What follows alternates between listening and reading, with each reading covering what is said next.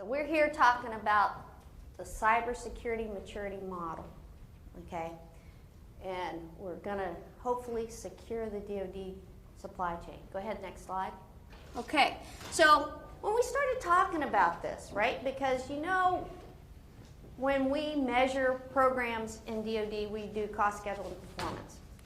So there was talk that said, you know, hey, we were gonna, now these slides are out on our website, so you don't have to take pictures if you don't want to. We started talking about it, and we don't want it to be, security to be a tradable capability. It's not a negotiable item. So we said security has to become the foundation of what we're doing. All right, so we started looking at the levels, right? And the vast majority of our DIB partners are at the bottom with their cybersecurity. They barely have enough cybersecurity to manage what they tell you should have for security at home.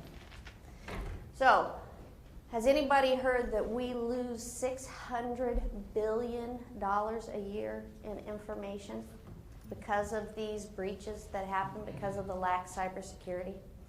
So Katie tells a story. Her husband was in the military, and then her daughter joined later. Her husband used to go to the range every week and shoot and practice marksmanship. Her daughter joins. She gets to go 20 times. They get 20 bullets. If we just save 10% or 1% of the money that we're losing every day for cybersecurity losses, think how many bullets we could buy for these kids. And quite frankly, I'm not comfortable with my child going out in war only having practiced shooting 20 times, right? So, you know, we're bleeding money and information from that. So it's paramount that we get here, right? That we secure our DIB. So we're looking to bring in a cyber hygiene. How many people are familiar with NIST 800-171? Okay, NIST 800-171 is really just the basic hygiene for you guys to be able to handle covered unclassified information. So our cybersecurity model is going to bring, it's going to have levels from 1 to 5, right? 3 is going to be where you're going to be able to handle CUI. And that's the basic hygiene that's going to be basically in line with NIST 800-171. Go ahead. Oh, this is a big one, right? So there's a lot of information on this slide, but what CMMC is going to be planned to do is going to be a go, no go capability. So what we're going to say is in your RFPs, when you get them, you must be level 1, 2, 3, 4, 5 to do this work. Like I said on the previous slide, level 3 is the basic to handle covered unclassified information. 4 and 5 is going to be at our higher levels. And in fact, I think if you go to the next slide, no, it's the next one after that. But anyway, that's where we're going to hopefully have semi-automated tools. We're not making this hard for companies. We're going to give you a desk book that tells you exactly what you need to do. So we laugh. We're going to give you the answers to the test before we give you the test. So you have a knowledge and understanding what needs to happen to be able to achieve that level. So right now, I've been tapped to be the director for CMMC. We're setting up a consortium of companies that are going to handle the training and the accreditation of the certifiers. And then we intend for there to be third-party certifiers that companies could go to have them come in and give, do you have a question? Oh. Come in and give you your certification. So the expectation is that a company is going to have the answers to the test. They're going to know what they need to do. So before you expend any funds or time to have a company come in and give you your certification, you have already been able to go through yourself and pretty much judge that you're where you need to be. Does that make sense? Okay, go ahead to the next one. All right, so how do we do this? So, and we're working through it. We're getting ready. We're going to probably put our .04 version that's coming out at the end of the month. It'll probably be the middle of September before you'll see it on the website because we have to go through public affairs. We're going to put it on our website for comment and for your awareness. Now, I'm not going to promise we're going to answer all the questions, because if I know the DIB, we're going to have a lot, right? But we're going to go through them, we're going to call through them, we're going to make sure that we take into consideration your major questions and things that are going to impact the model and try to keep those incorporated. But we're on a fast-moving train because we have a responsibility to have this thing settled and done by January. And that's when we are expecting the third-party the consortium to come in and start training the trainers and getting that information out. So by June, we're ready to start certifying companies.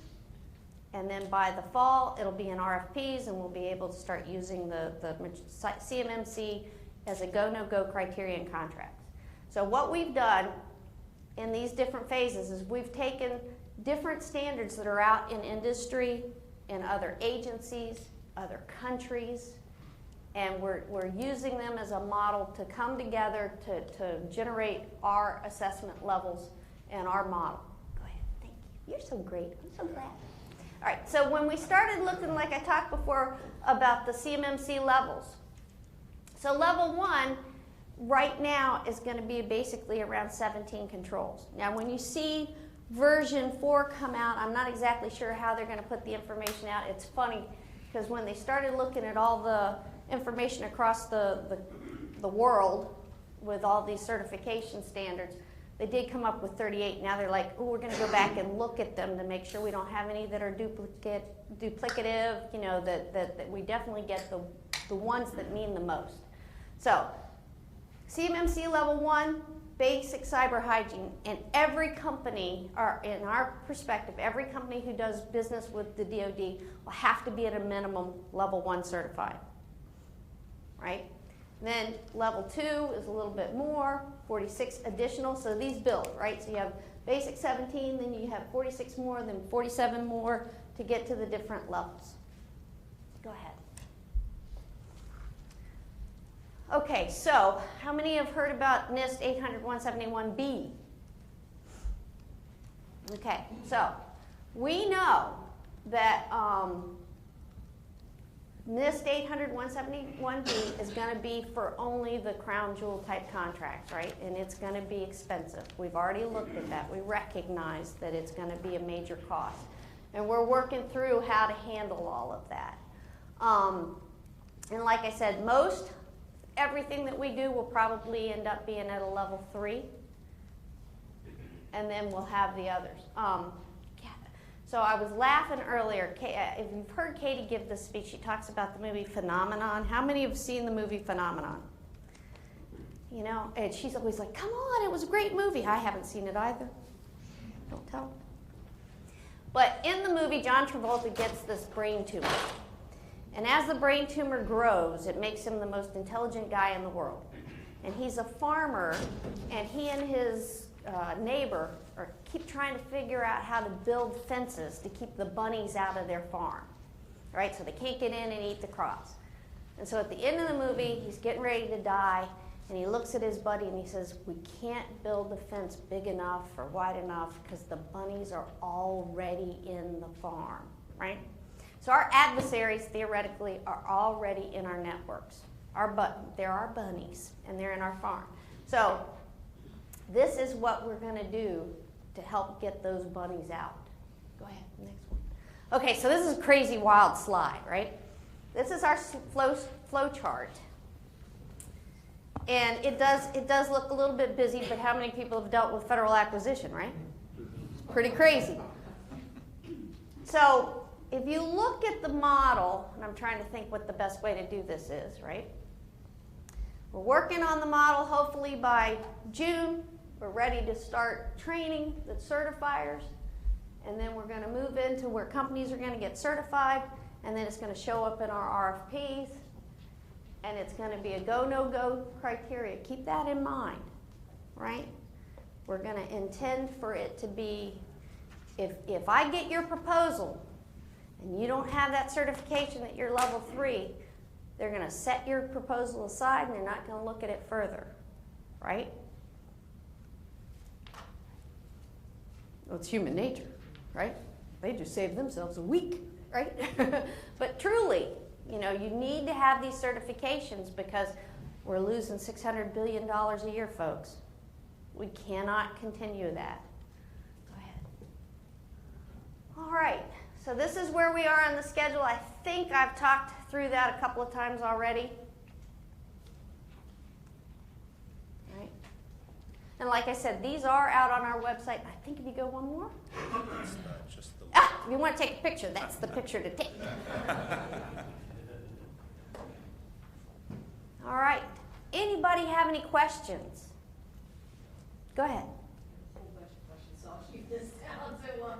Well, or as a group, do you want to have her ask all of her questions and then see if any of yours are duplicative, or do you want to like set a rule one per? Go ahead. Okay, so I do assessments and testing for small government contractors. Okay. I have about 70 different clients. Okay. So these are the questions that they ask me to bring. Oh, fine. They didn't want to come themselves? How rude. How rude. That's just not fair. Okay, go ahead. A lot of the small contractors are already having problems figuring out how to finance their DFARS clause regulations. The 7012, right? 252, 204, 7012. Yes, and how to get compliant with that. Mm-hmm. The expenditures going into that. As I understand, this is only going to be 171, but plus maybe some ISO, maybe some Right. FedRAMP, and so forth going in. It's just going to kick this up a notch. Has there been any funding relief that has been suggested?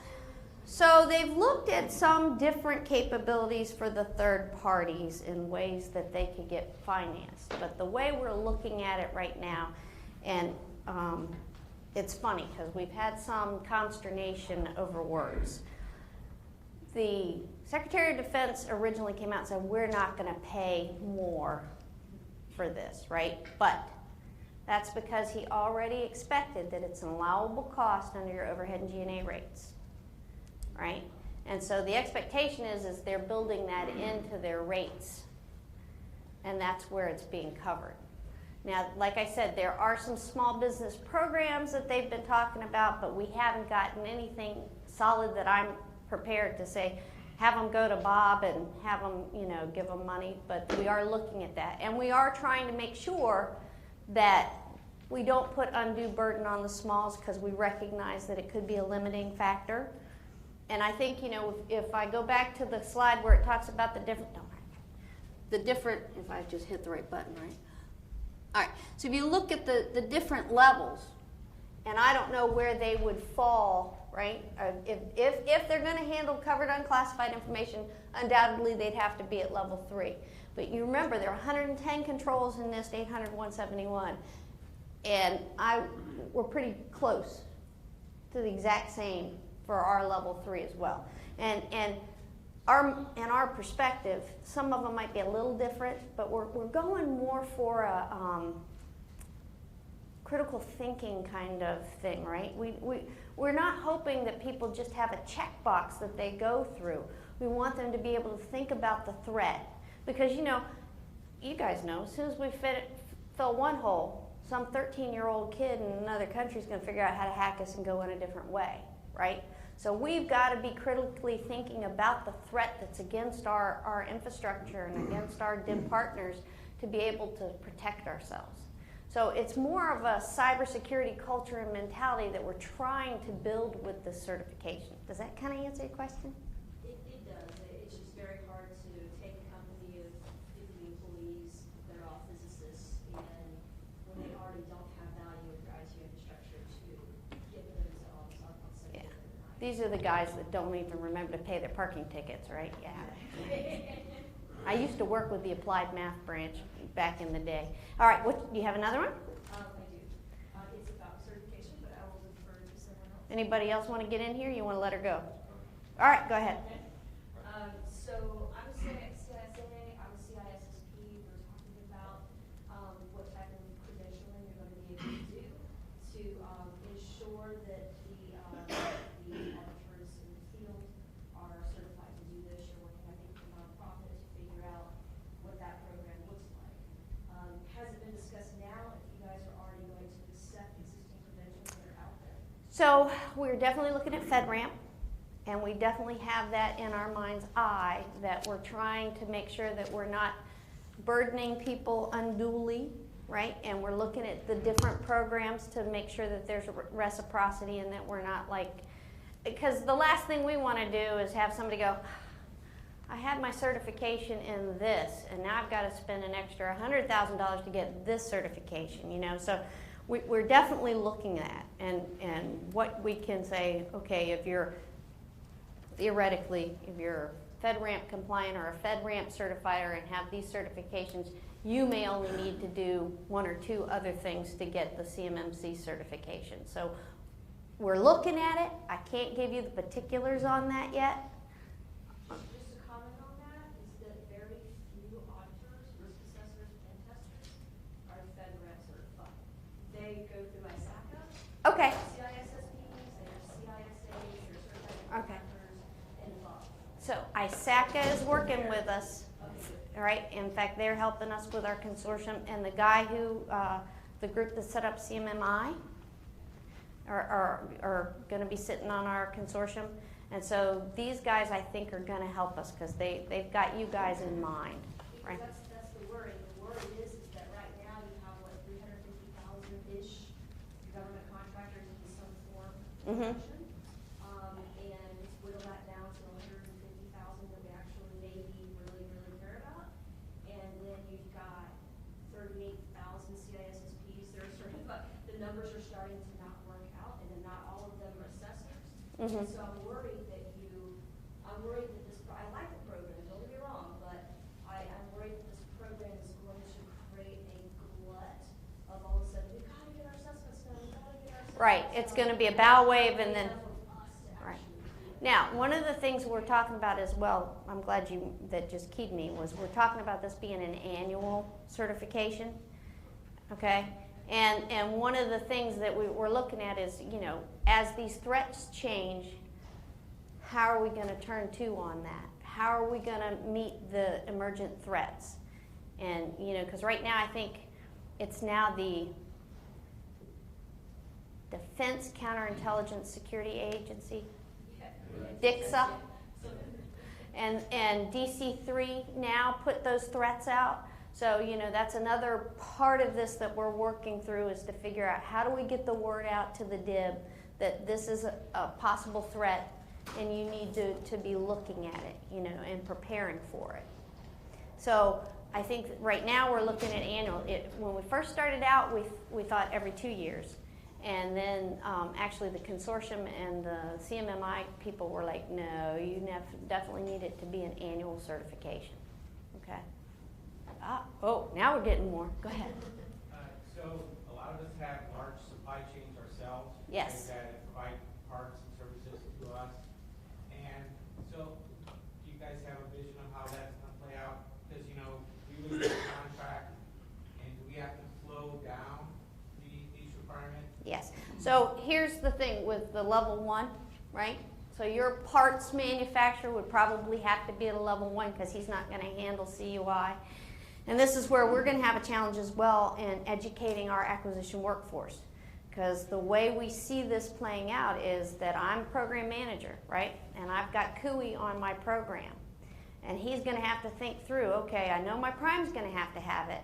Which ones of my subs are going to have it? Because there could be a sub that only needs level 1, but there could be some others that need level 3 certification, right? So that's the way. So those guys are not going to be real happy with us because their job's going to get a little bit more complex. Go ahead. Yeah, so would that decision be with the prime, or would it be with the government contracting officer?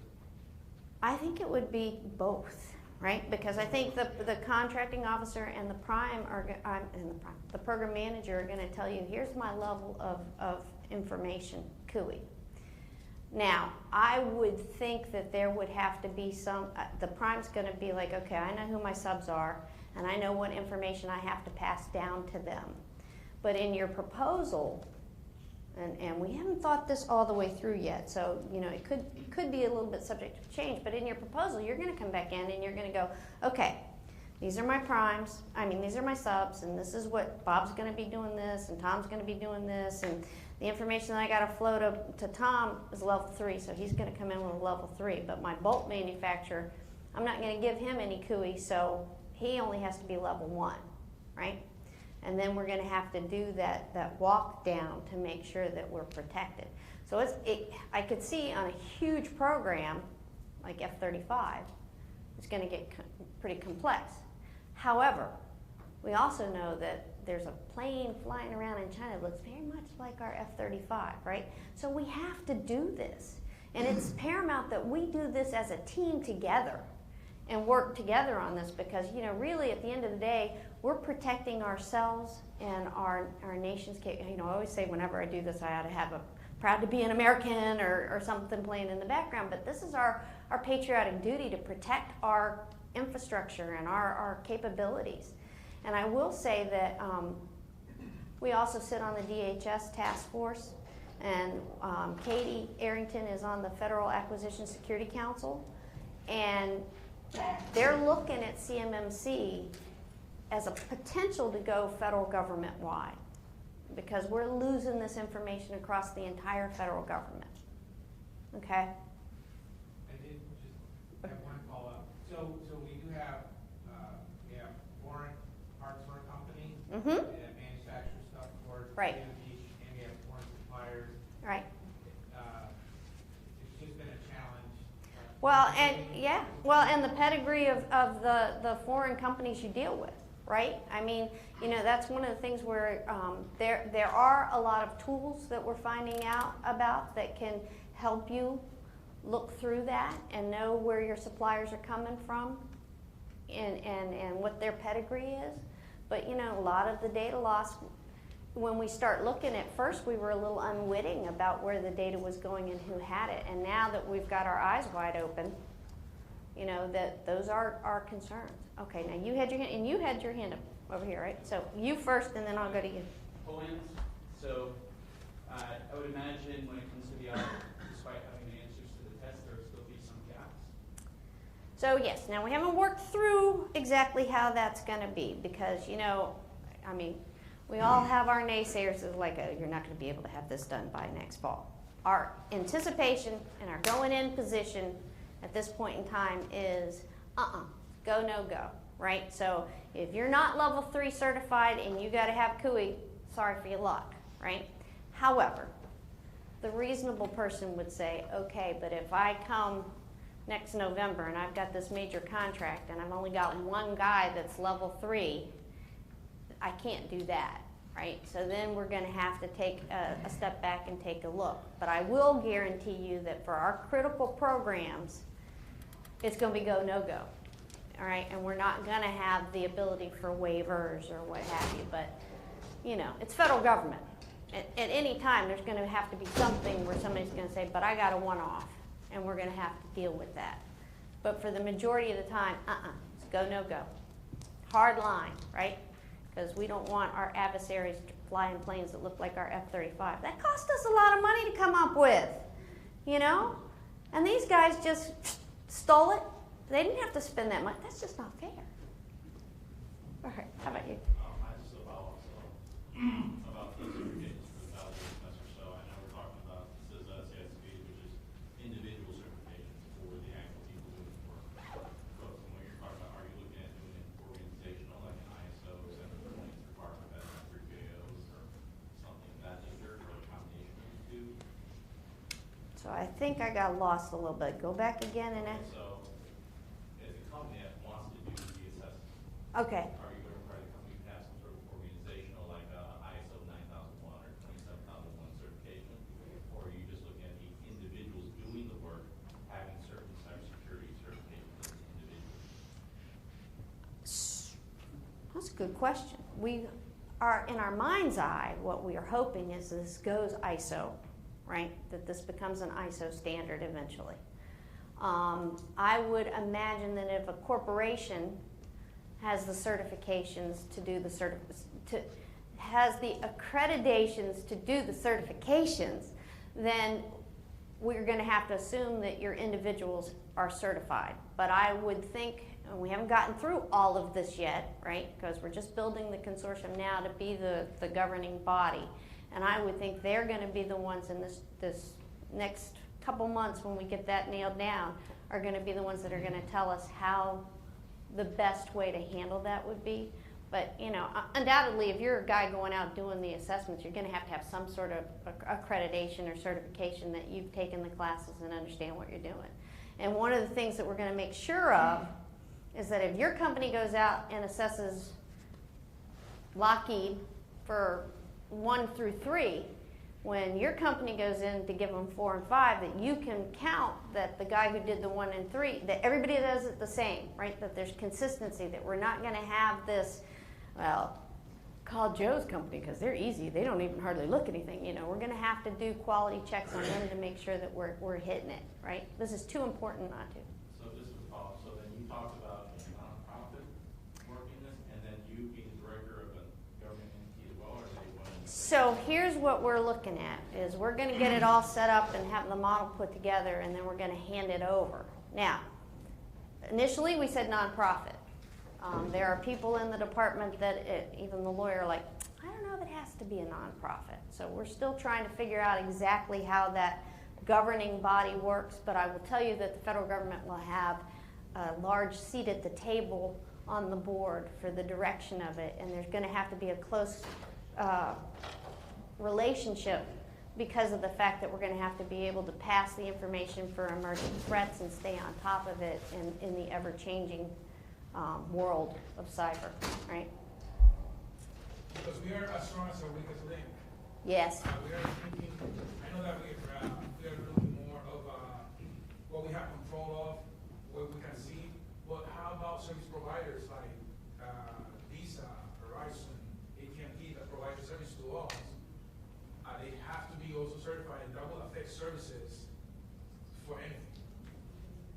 Yes, I think they will have to be certified. I think we're looking at anybody, you know, anybody who does business with the federal government has to be level 1. Now, please tell me that a company like Verizon has got their eye on the ball, right? And you know, one of the things with this whole CMMC, it protects the companies as well. I mean, part of that $600 billion is your intellectual property that's leaking, right? And I think some of the smaller companies are unaware that their information has gotten out, but you know, it's paramount for the whole thing. So please, I hope Verizon, AT&T, they're keeping their eye on the ball. Go ahead. Question about deliverables from the auditors. Does the government expect that it would be, if the board, the nonprofit, or whomever has said these guys can go out and do an audit and say yes, level 3, does the government expect to get results of assessment from the auditor, or is it going to accept a thumbs up? Yes, we trust you because you've been certified. So, what I'm thinking is they have the certification documentation, right? They have a certificate. So when you propose on a proposal, we get a copy of that certificate, right? And that's kind of the way I'm thinking about it now. We could get into this consortium, they'd be like, "Oh, Stacy, you're so naive. That's not the way it works." But that's what I'm thinking. Okay, go ahead. Like level 3 and higher, what level of risk management? What level of risk management do you guys think is the mandatory To be certified? So when you look at the different controls, right, and I know multi-factor, they keep telling me, Stacy, multi-factor is a little bit of, it's like level 2, but those kinds of capabilities in your system is what we're looking for in the standards. So, and we're also looking, and I think what I'm going to get to your question now, is that there's a mindset in the company that is watching for the incoming threats, that, you know, what kinds of things are you building into your system yourself to protect against the emergent threats, right? And it's that mindset that we're looking for. So there's not like a mandatory risk management framework? Not yet. Okay. Not yet. All right, I haven't go ahead. So I think I agree with you where every company should be thinking about that basic level of cyber hygiene and stuff like that. I think one of the challenges, and it was part of the point that he was making, is when you're talking about some of the government's big bets, boundary, exascale, et cetera, when you're dealing with those companies who are providing those companies, our company, 25% of our revenue comes from the nation state. You know, and a lot of those parts are manufactured fab facilities and stuff are overseas. So you're going to have level of individuals that are not U.S. citizens that are going to be supporting some of these Right. big government big bets. So I'm curious on where the government is going to look at taking into account levels of obfuscation that companies are putting in to, you know, if I have somebody in Malaysia working on a chip that doesn't know what the end product is. Right. So, you know, and it's funny because if you start looking at this problem, right, the best bet for the government is if we could come up with offensive tools that test things to know, right? I don't think you're ever going to be able to eradicate the problem in its totality, but I would think so from your perspective. If you're getting parts from outside the country, right, but you have the cybersecurity, then you're going to meet my standard. But when I start getting those parts, there's going to have to be some testing, some you know, random testing to make sure that those parts aren't counterfeit, and that actually is going to dovetail into it. So that's not really CMMC. That's going to dovetail into some of our other supply chain risk management things that we're working on. In fact, we just stood up a supply chain risk management working group at the Pentagon to try to start getting at those kinds of problems. Now, you know, DoD has had a fairly robust counterfeit part plan, so, you know, we're still going to utilize that as well, but we're going to probably be looking for things that can help us in that area. So our company was inspected by the DoDIIS for compliance to CUI. Compliance for what? For CUI. CUI? Okay. So I know that auditing is now probably going to be moving over to DCSA. DSS. Not all of it. Not all of it. Not So all. do you still see them being part of the auditing process, or is all that going to be outsourced? So for CMMC, we're going to go to third parties. Okay. The DCSA and DCMA will still have a role to play.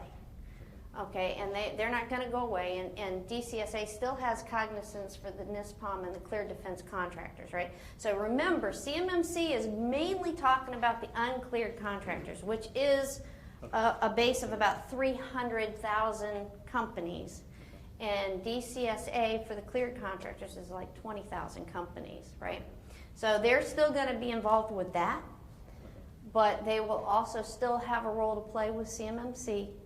When we see that there's an issue, there's probably going to be an opportunity for them to go out and help and assist to triage some issues. So the CMMC will apply to only unclass or uncleared contractors, or both? It'll apply to both, okay, but it's only meant to handle the covered unclassified information and the basic cybersecurity of a company. Okay. When you get into your classified data, that goes to a different level, and it may have different requirements.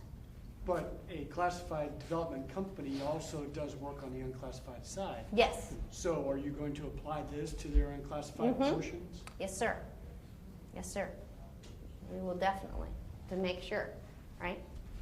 I mean, so there was one company that I can tell you about that I won't give their name, right? So they got hacked, exfilled back in like 2015, and it took us a while to figure it out.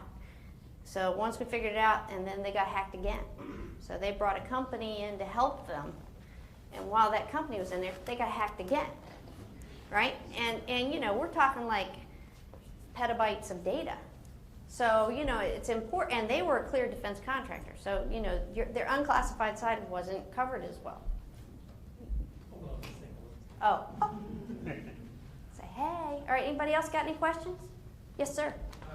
So, in other briefings, we saw the control side, and then there was a process side. You're looking at our processes for sort of any kind of comments on what, how you'll assess our processes and see how mature we are?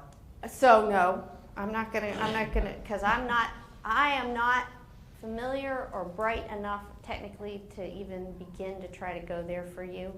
I know that the team that we have that's working on it are extremely brilliant individuals, and they've got the laydown. And then when you see the .04 model come out mid-September-ish, that'll give you some more indication of that, so check the website. Now understand though, okay, when you see this, don't freak out because it's still in revision, right? So that's just .4, and we got to get to 1 by January. So, you know, there are things that are going to be, it's going to be changing. It's not going to be static, okay? So if you look at that, don't have a heart attack on me because it's still going to be changed, but do make your comments, right? Do ask questions, all right? And there are not too many Stacy Bostjanicks around, so, you know, you can probably pick up the phone and figure out where I am. All right, anybody else got any more questions? Go ahead. Are the lists of the controls as currently constituted available for us to review? When the .4 comes out, it'll give you an indication of what the controls are. They're gonna align very closely to the NIST 800-171. Okay, so they'll be very similar to that. They've pulled in some from AIA. We have been in close contact with the British MOD, and they've got a system now. And I guess, how many of you are familiar with the Aerodyne issue that just came up? Have you heard about that? Yeah, that was a little painful, right? So these guys self-attested that they met 800-171. Sorry about their luck, but they had a disgruntled old CIO that called the hotline and said, no, they're not. And they got fined, I think, $14 million under the False Claims Act, right? Because they self-attested when they weren't. So there is precedence here. And the British had the whole thing against, I think it was British Airways. And it was like 250 million pounds or something. That hurt, right? I could have a lot of swimming pools for that amount. So, you know, if you think about it, there is precedence now for not just self-attesting and kind of being laissez-faire about it, right? We need to pay attention to this, and we're looking for you guys to step up and really, you know, cover your programs and make sure and do the right thing for yourselves and for the nation. Any other questions? Go ahead. You mentioned that there might be a push to make this like an ISO standard or something like that. Is that? It's going to be the Stacy Bostjanick ISO standard. Yes. Wouldn't that be nice? Go ahead. So in terms of doing some coordination with any of our NATO partners, for example, is that being looked at as part of this to kind of come up with a common standard that Yes, and we all play to? in fact, if we go back to that cornucopia chart, this one, right? If you see in there, I think there are some of the other standards. But yes, we're definitely working with our other, Australia has some, British is another one we've been looking at. So the guys, they're really bright individuals that are the cyber geeks from Applied Physics Lab, Johns Hopkins Applied Physics Lab, and Carnegie Mellon's Software Engineering Institute. I always get that one mixed up. And so those are the guys that are helping us take all of these different standards from across the world and put them into this model. Anybody else?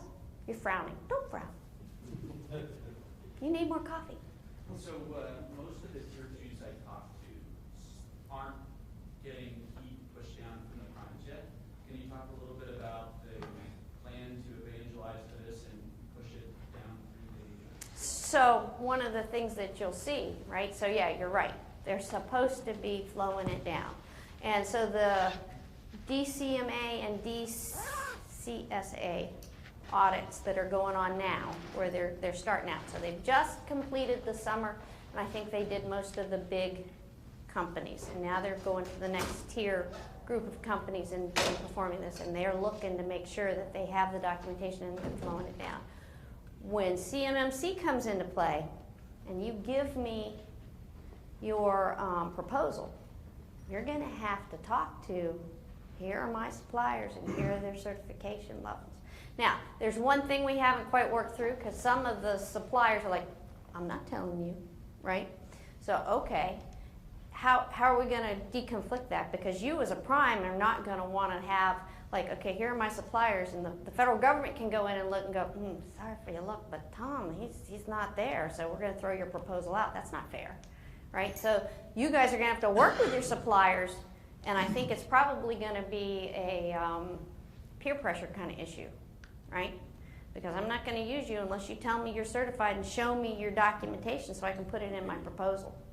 So it will become a forcing factor. Does that make sense? All right.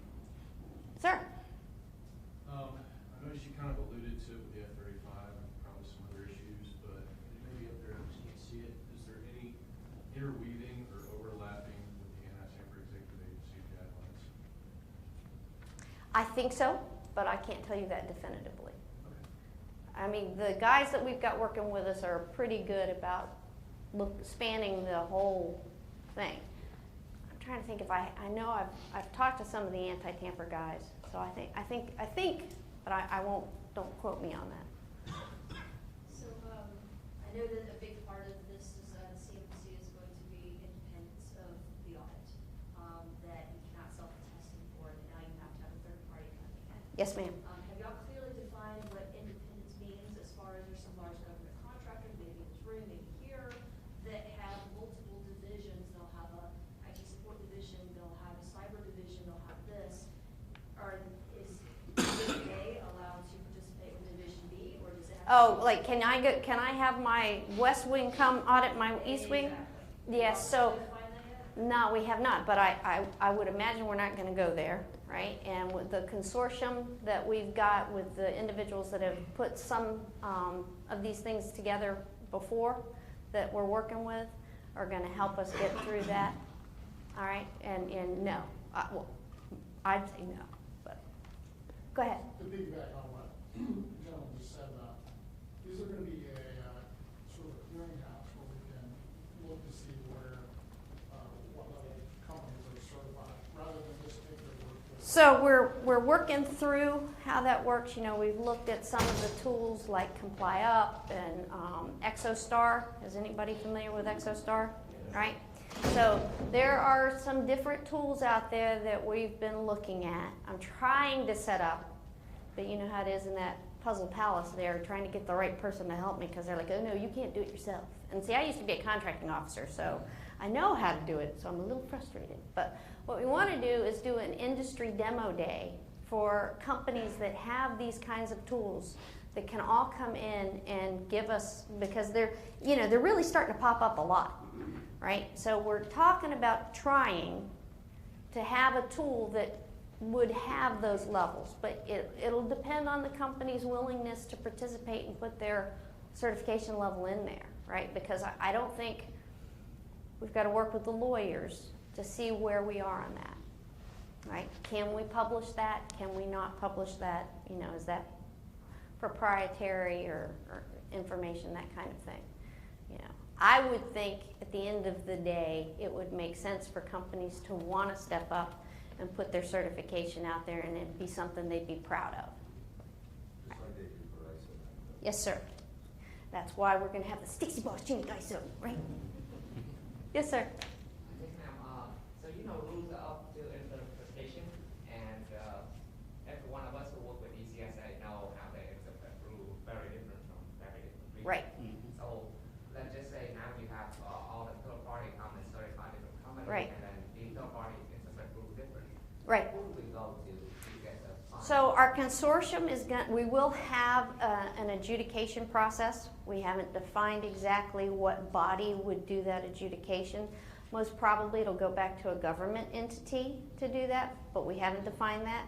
But the hope is that when we put this model out there, they are preparing desk guides for both the certifiers and the companies that kind of delineate, these are the kind of things we're looking for. This is what we expect to see. So hopefully, right, go back to my nun story earlier, we won't have those issues, right? I'm sure there will be one or two, but I'm hoping that it'll be minimal at best. Okay. Yes, sir. Any idea or discussions on the cost We have been trying to accumulate that data. And I will tell you, it ranges all across the span, right? To $1,000 and like $50 to $1,000 an employee, you know, depending. So yes, we definitely understand that there's a cost impact. Like I said earlier, with the NIST 800-171, it's already anticipated that you're accumulating those costs in your rates, right? We also recognize that levels 4 and 5 with the NIST 800-171B is going to be extremely expensive. And there's probably going to have to be some consideration otherwise, but we haven't thought through exactly how that's going to work yet. So you're saying with level 1, it's going to be not that expensive to go through that audit, right?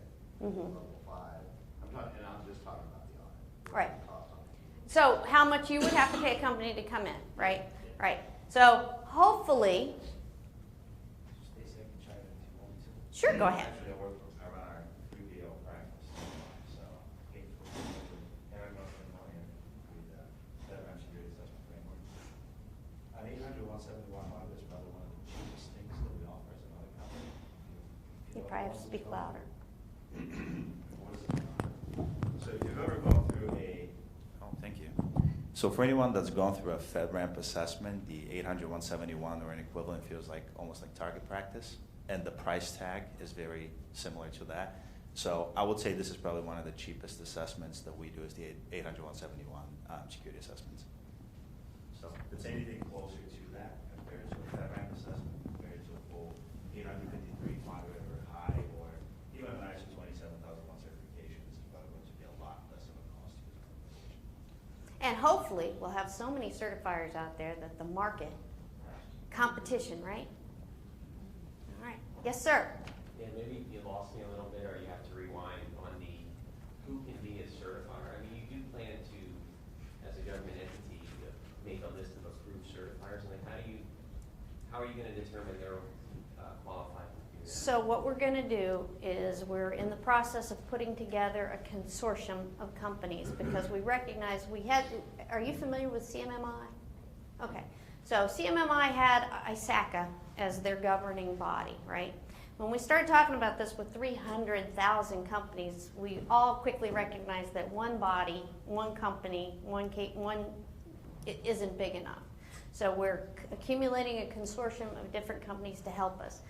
That consortium will be the oversight body for this. They're going to be the ones who accredit the certifiers, train the certifiers, make sure that they communicate with the certifiers, and they're going to be the ones who are going to make sure that you as a certifier have the credentials, have the capabilities, and then they're going to come out and audit you as a certifier to make sure that you guys, because one of the things I kept hearing was that they ran into with some of the earlier things they did with CMMI were certifiers just copying and pasting, right? And they don't want that.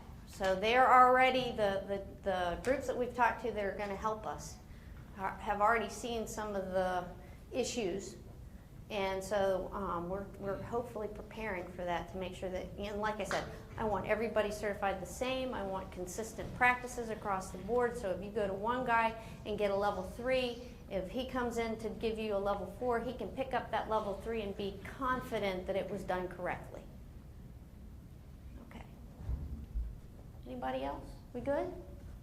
Stacy, can I add one more thing? So, Sure. For instance, under FedRAMP, thank you. A2LA is the governing body, so as one of the 3 PAOs, we do go through we're certified under an ISO standard 17020. We go through an annual audit. Every assessor is expected to maintain a level of certifications as well. Same thing, we're a certification body for a bunch of different ISO standards. So auditing the auditors is never fun. I've done it. When we go through that audit, it's more of a pain than what we cost to our clients. So I'm assuming it will be a similar model where there is a set of requirements, most of them probably pretty stringent. Again, if you compare that to FedRAMP, I'm anticipating something similar in the United States. And we are stealing from FedRAMP. We are stealing from CMMI. I'm not they say stealing, right? I tried to get a copy of their MOU the other day, and it was funny because they were like, no, we can't give it to you. So I had to go through my point of contact at FedRAMP to get it. And then he was like, oh, great, I'll send it to you today. It's like, what happened, right? But we're not, you know, we've got our eye on the fact that it's a burden on companies. We've got an eye on the fact that we want to be consistent. We're not trying to like have you go through a whole system for FedRAMP certification, then go through something totally different for CMMC. Where we can leverage the certifications of other groups, we're looking at that, right? But we also have an end state that we're trying to achieve, right? And that's more of the culture and mindset of security, protecting our information. So we don't have airplanes that we put our blood, sweat, and tears in to develop the technology and the capability for showing up in somebody else's country where they didn't have to do the same hard work, right? It's just not fair. All right. Barring any other questions, I'm Stacy Bostjanick. You can reach out to me. You can put questions on the website. And like I said, if you're going to take a picture of a slide, this is the one, right? And please communicate with us. We want to hear from you. Okay? Thank you so much for your time.